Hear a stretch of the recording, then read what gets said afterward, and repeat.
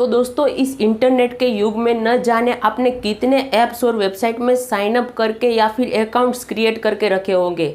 अगर मैं आपसे एक सवाल करूं तो क्या आपको ये याद है कि आपने पिछले एक साल में कितनी ऐप्स और कितनी वेबसाइट्स पर अपनी ईमेल आईडी से, गूगल अकाउंट से, फेसबुक से, ट्विटर से या फिर अपने मोबाइल नंबर से साइन अप करके रखा है? तो शायद आपके पास इसका जवाब नहीं होगा। लेकिन दोस्तों यहाँ पर बात याद रखने की या याद नहीं रखने की नहीं है। यहाँ पर मुद्दा इस बात का है कि क्या आपको पता है कि कौन सा सबसे सिक्योर तरीका है किसी भी ऐप या वेबसाइट पर साइन अप करने का। और अगर आपको नहीं पता है तो इस वीडियो को एंड तक ज़रूर देखना। तो दोस्तों यहाँ पर हम सबसे अनसिक्योर तरीके से लेकर सिक्योर तरीके की तरफ आगे बढ़ेंगे, यानी अनसिक्योर तरीके के बारे में सबसे पहले बात करेंगे। तो सबसे पहले बात करते हैं मोबाइल नंबर से साइन अप करने को लेकर। तो क्या मोबाइल नंबर की मदद से किसी भी ऐप या वेबसाइट में साइन अप करना चाहिए? तो मेरा सुझाव आपसे है बिल्कुल भी नहीं। तो चलिए बात करते हैं क्यों नहीं करना चाहिए। तो दोस्तों सबसे बड़ी वजह तो ये है कि जो आपके बैंक अकाउंट्स होते हैं वो सारे के सारे आपके मोबाइल नंबर से लिंक्ड होते हैं, ना कि गूगल, फेसबुक और फिर ट्विटर से। तो सबसे बड़ी वजह इसकी यही है किसी भी ऐप्स या वेबसाइट पे मोबाइल नंबर द्वारा साइन अप ना करने की। और इसके अलावा मैं आपसे एक सवाल भी पूछता हूँ, तो क्या आपको कभी भी किसी भी फ्रॉड की कॉल आई है? ज़रूर आई होगी। तो अगर आई है तो किसने की होगी? तो ये कॉल उसने नहीं की है जहाँ पर आपने अपने मोबाइल के नंबर थ्रू साइन अप या अकाउंट क्रिएट किया था। लेकिन जिस फ्रॉड ने आपको कॉल की थी उसको उस ऐप ने या वेबसाइट ने आपकी कॉल डिटेल्स बेची थी।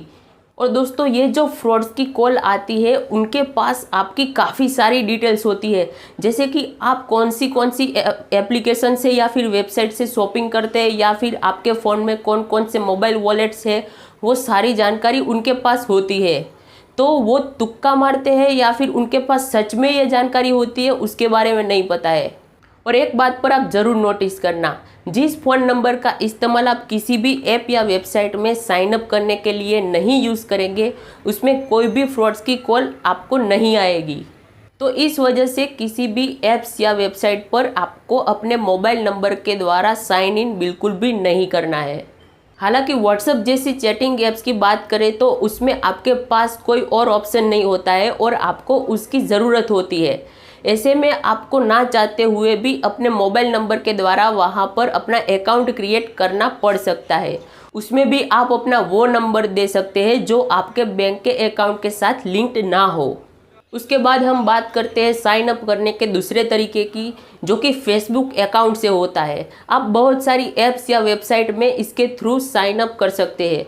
तो देखिए दोस्तों यहाँ पर अगर आप किसी भी ऐप में फेसबुक अकाउंट से साइन अप करते हैं और कभी भी फ्यूचर में आप चाहते हैं कि आपको उस ऐप या वेबसाइट से आपके फेसबुक अकाउंट के एक्सेस की ज़रूरत नहीं है, तो आप फेसबुक की सेटिंग में जाकर उसकी एक्सेस कैंसिल कर सकते हैं, जो कि एक सिक्योर तरीका है।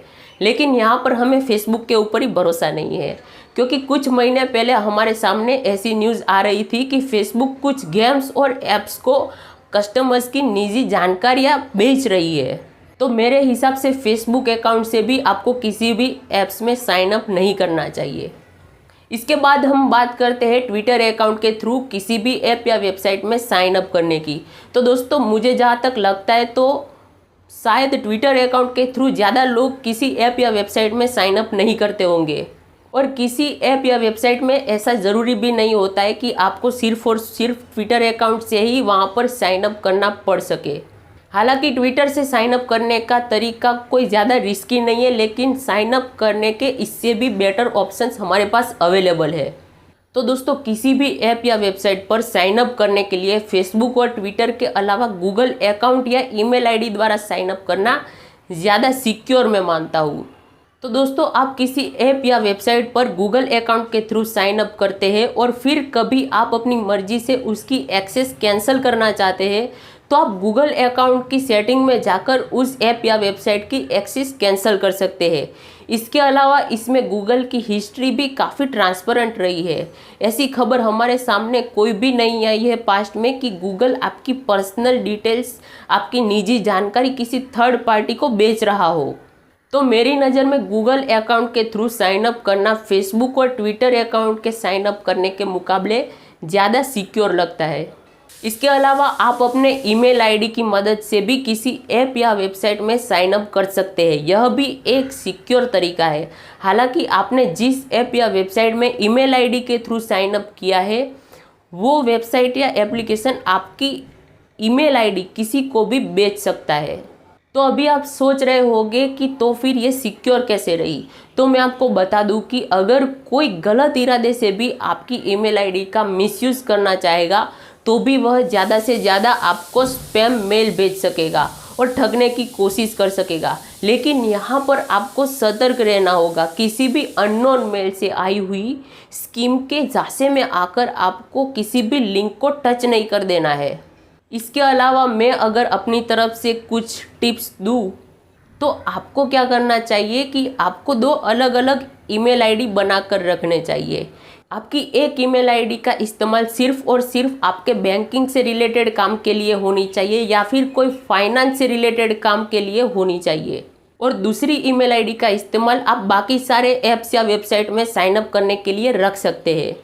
तो दोस्तों ये सारे थे किसी भी ऐप या वेबसाइट में साइन अप करने के कुछ सिक्योर और कुछ अनसिक्योर तरीके।